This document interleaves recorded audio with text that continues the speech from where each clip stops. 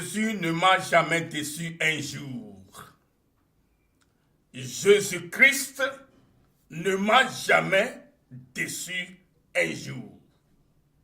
Depuis que je suis dans son armée, il ne m'a jamais déçu un jour. Certainement que il ne va pas te décevoir. Si réellement tu es dans son armée de salut, il ne va pas te décevoir. Je le dis au nom puissant de Jésus. Novigne loloto. Melego glombena. Afeto madumpo. Afeto Kristo Yesu la madumpo pokbedo. Nenyebe elefe asara kenye avasara mame. Asara kenye jilufa saramela. Umakpo pokbedo. Eye Yesu Kristo ha madumpo akpokbedo. Amen. Ekbela novi. Nkekere kenao. Nenyebe la fiade. Kele ekbe ya senga pupo yabela. Na nyakote bena. Jilulu fa mude kenao. Na nyakote bena. Dede popo fa mude kenao. Na nyakote bena. Futo oji dudu fa mwe kenao. Le Yesu Kristo fa kome. Noviloloto le afeto le de la Kristo Yesu me. Yemeno no emie kwa jidudu le. Nemie le me kola eha le mia mema.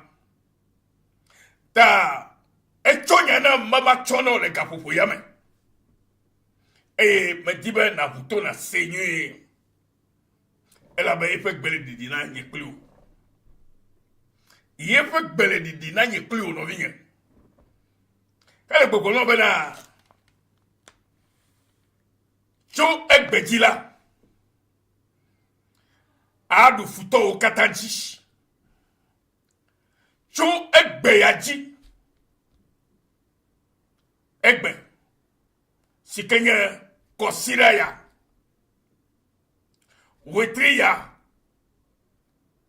Pe nkeke. Wia sire kelia. Donc autant de bowe nyebe. Wokenye Kristo to. Wokenye amedodwe. Wokenye mauvolala. Egbesia. Apoto obe machona o egbeya. Toi qui crains Dieu, toi qui es très juste dans tout ce que tu fais, en tant que chrétien, ce message est pour toi. Ce message est pour toi, mon frère. Ce message est pour toi, ma sœur. Novinya muchu, egbeyalo, enyayala, enyetou. Novinya nyonu de enyayala enyeto nenyebe enye Kristo to sikenye amen ke voix eyama alesiko jebe na voedo amen bal pereasim fomu de kanao ha Bal perezim. Alors perazim. Fais moude kenao. Et de la amere la gobe nou kenye bal perazimo. Hallelujah.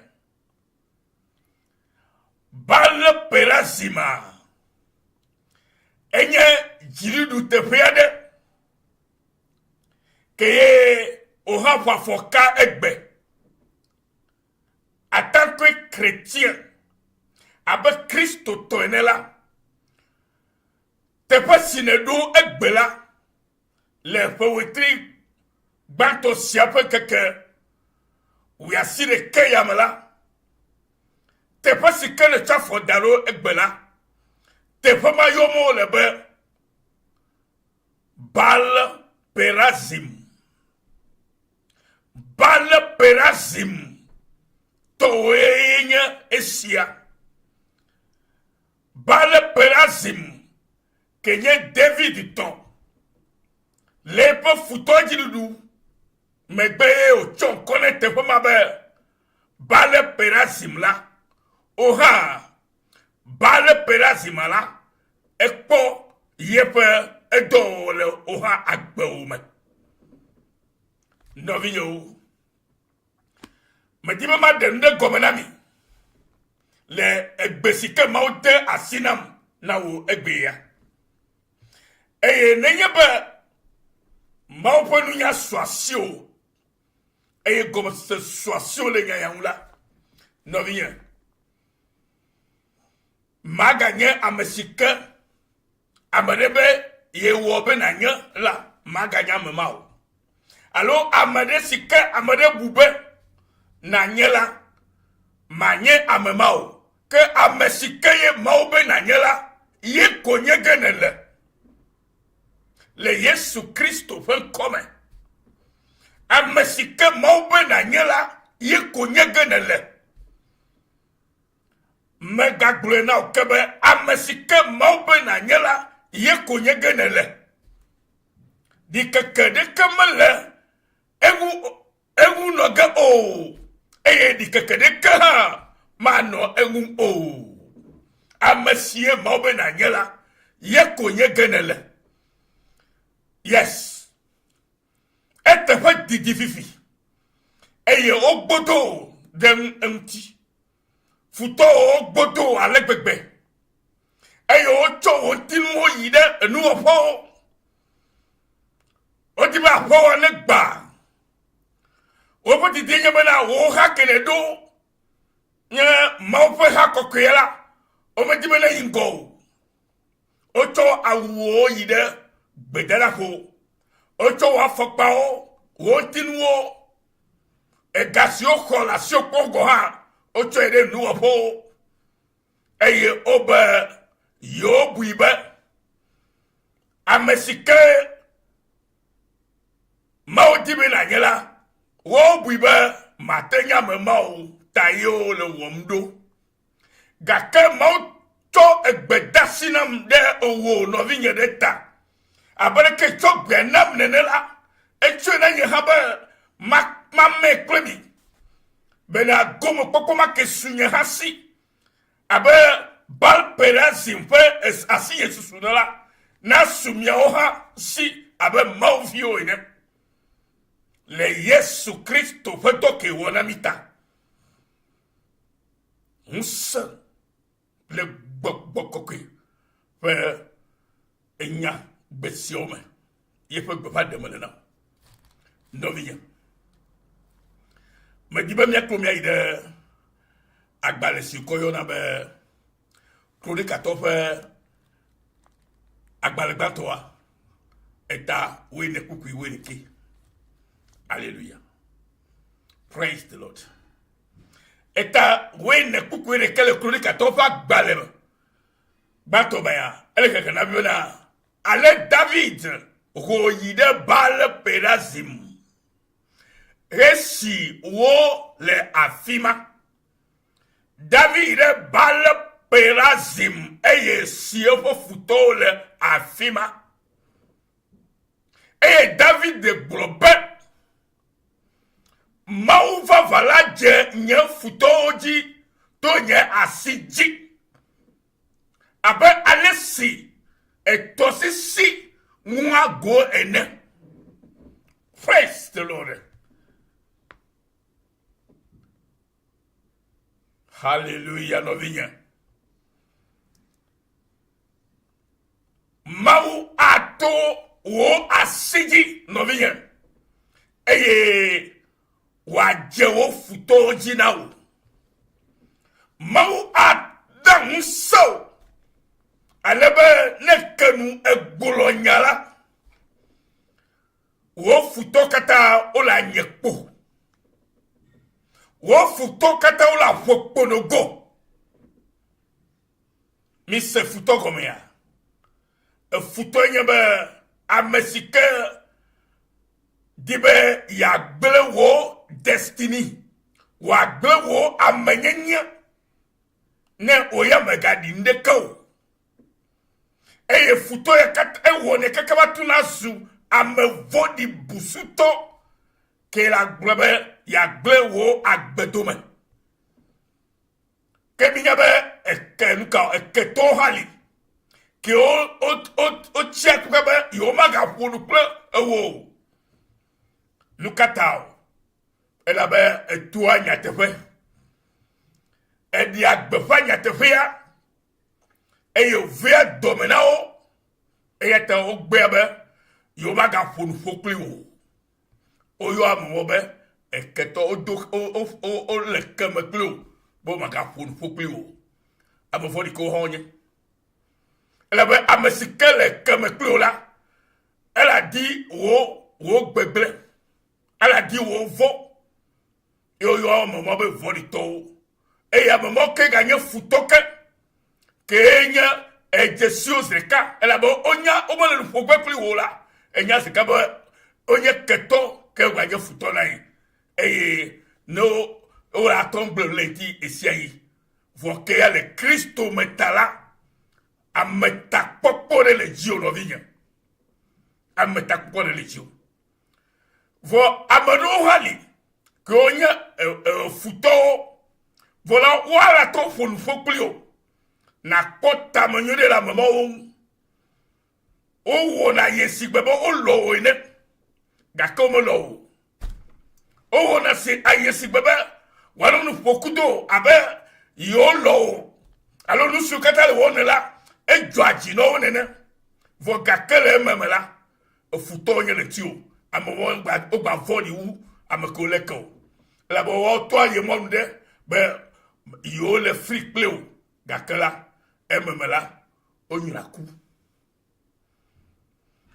eye mi pole elu ke ya mele kolika to fa gba le gba to ya me eta weni ya me mi pobe Filisu to e hua pade David fe tu kwamti Isa tu kwamti de Jerusalem tu kwamti de David papa ya be yo manabo na kokoti o vo David yela edon de ye pe wola edon de mawu edon de jifo vitom edon de makumakum yo be mawu la edon de kenya va ko fa peto la edon de eye onyabe eya kola tema bujinai eta okade mauji edon de mawu e mawu dele po futo basima eye le sika mawu dele po futo basima e afisika odue po futo jilela afima yo chonkona tepoma bana bal peresim sika gomenye baleko bal peresima yenye dase didi na maufe nu tefo wowo dase didi na maufe nu tefo wowo hallelujah dase didi na maufe nu tefo wowo la novinya elesema dase didi na maufe nu tefo wowo ple musele efe amofe de deme maufe dase didi alo nye perasima alo bal perasima nye dase didi na maufe nu tefo wowo ple musele efe ameo fe de deme mau de David pepe afia du quoi ple papa du quoi les Philistins to basima e yo du Philistins to ji kan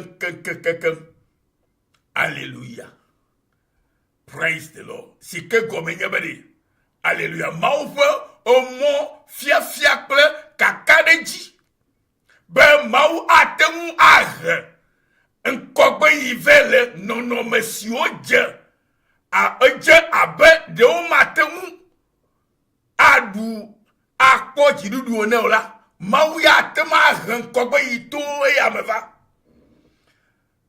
miekpɔ be filistitɔwo sɔgbɔ eye ame bubuwo akpe ɖe wo ŋuti yewo ho aʋa ɖe Israel dukɔwo ŋu eye nu sia le sigbe be edze ƒã sigbe be womate ŋu awɔ ŋɖeke o gake ke Mawu le wo dzi la woɖu woƒe futɔwo dzi magblɔ nɔ hã be wo gbe la wo hã ɖu futɔwo dzi eye Baal Perazim la yenye tɔwo egbe ya yewo hã le agblɔ be ye ge ɖe ƒe Baal Perazim me afi si ke yeɖu ƒe futɔwo dzi le va se ɖo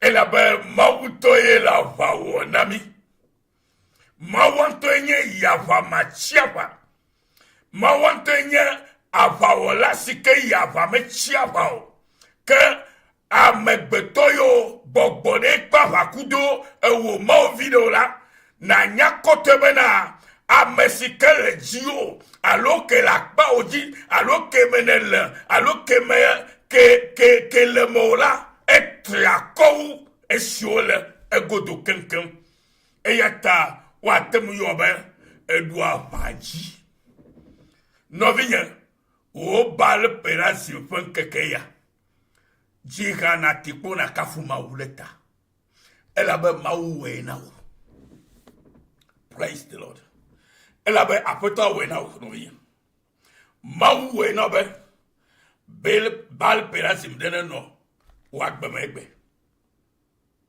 esema Baal Perazim ɖe nenɔ wo agbeme egbe elabe Mawu do ŋugbe eye wòawɔ ɖe dzi bena wo nunyo na ame ɖeke magatsi gbe o nu si ke nye wo domenyinu le agbe ke nye Mawu ƒe agbe ke so dem kple ƒe domenyi kple ƒe yayrawo katã le wo agbe ma me le wo luʋɔ me le wo gbɔgbɔ me eye wòadogo adze le ŋuti adze le gota alo ŋuti la me la wo katã le ava me na wo elabena aƒetɔ le akpawo dzi bena egbe la wo hã nagblɔ be Baal Perazim ye va ɖo ya enu siwo futɔwo fi na wo womate ŋu zee o menye wo tɔ yi o wo agbe me ke nye Mawu ƒe agbe le mewò la ye be Mawu tsɔ de ne wodo adzemɔ ɖe dzi wodo gbɔgbɔ vɔmɔ ɖe dzi be wòfi la womate ŋu zee o ne wogbe ɖe wo nunyoname mɔti la woatsi aʋa kekeŋ woatsi aʋa kpoe eye wo nunyoname la gbɔgbɔ kɔkɔe la yɔ ɖe nugbɔ va na wo le Yesu Kristo ƒe ŋkɔme gbɔgbɔ kɔkɔe la yɔ ɖe nu trɔ gbɔ va na wo wotsɔ va de atikɔ o wova de pɔn ɖe gɔme o wode aƒu me o wode etɔ ɖewo me o wode le wo dziƒe o wode avɔwo me o dzogbewo dzi wotsɔ va bla ɖo o mebe aɖaka me wotsɔ de gu o atukpa me wotsɔ de o wo katã la wo totototototo le Yesu Kristo ƒe ŋkɔa dzi alebe wo nunyonamewo katã ke nye tɔwo la woatrɔ gbɔ va na wo eye ame ŋkuta ke Mawu wɔ be nanye le wo ƒomea me la ame ma ko nye ge ne le ame ɖe gbɔ o ame ɖe lɔ ye ko nye gbe ne le elabe gamea su be Baal Perazima ƒe ŋu eke na wo hã yeƒe ŋu eke ne míame ko nye kristotɔa le Yesu Kristo Nazaretɔ ƒe ŋkɔme nɔvinyewo ame ɖeke ŋutɔ Mawu ƒe tsɔ ƒo asi o awo gbeɖe menye ɖeviwo ƒe pupe yi o Mawue ne dza wɔ eƒe nua ewɔ nɛ kple yeƒe ŋusẽ katã tɔnyenyea ewɔ nɛ kpli eya egbe ɖiɖi ne wu ame aɖe ke nye Mawu vi vava ke ye trɔ le dzime ye xɔ aƒetɔ Yesu dzi se yewo na ŋusẽ be trɔ si Mawu ƒe vi la megavɔ ke o ɖo ŋu ɖe Mawu ŋu ɖo ŋu ɖe dziƒovitɔa ŋu donc da poto Yesu Kristo do de bobo ko pe dom ne na dogbeda ne na gbona apoto Yesu Kristo bebe be na de pe bobo ko di da fisika o khakhaipe e pe kesino nu ye pe yayira ye pe domanyinu ke le agbekenye yama to de mala ye pe kesino nu on fi ko le la apoto na khobona keke bobo ko na to bonai le Yesu Kristo pon koma ye akpobe avamono nelema ela be egbesike di yala ma we tue na baba tono la be etue la yema gbagba e ni domanyu nam e tabe ma meklo ha no hasia na mekla mo bubulu ma woni yaw be egrefo be bal perasi ma egbe edu ofutoji e onu nyuna mola ho bokam abereka yi ovama le David fa ngoli aka esike ova Ziglaga ova lo fo nu nyuna mojo bo David biagba mawu be hey Matthew yoma ma to le tioma tioma la ho mo nu katabo wa ho no le am vlo aussi o ho no le futo aussi ayo o gbokle jijo aye de kama chi futo basimo ne ma ka to ha ma chi futo ka basimo to ha ma chi ajo ba tuto masimo o kata to onya e wanye to la le Yesu Kristo pon koma no vinya o irao le Yesu ta na bona ba ne fama ne ma e yo fama no dogbera e na bona pato Yesu bara o me chiaka e vio ponu de e khore ketew o ma chikare tore ketew o ma chikare pere ketew pe la oto yo ba cho de benigrama ha benigrama la oto eye o cho da na ka di ha wa to di roko o nu nyuna mela dugule me avano back avano atobo vano boko ele doma o ne yo mau yo apeto kwa akpo epeto wala gboma le Kristo Yesu pon koma o ira mele sika senyaya eye o kaliba ma widom o ma glo nai avamo no na matutu eye ya nya to le Yesu Kristo pon koma e dakwe be ese ye o epeto la gboma Adidasi, e Yesu Kristo pon koma. Amen.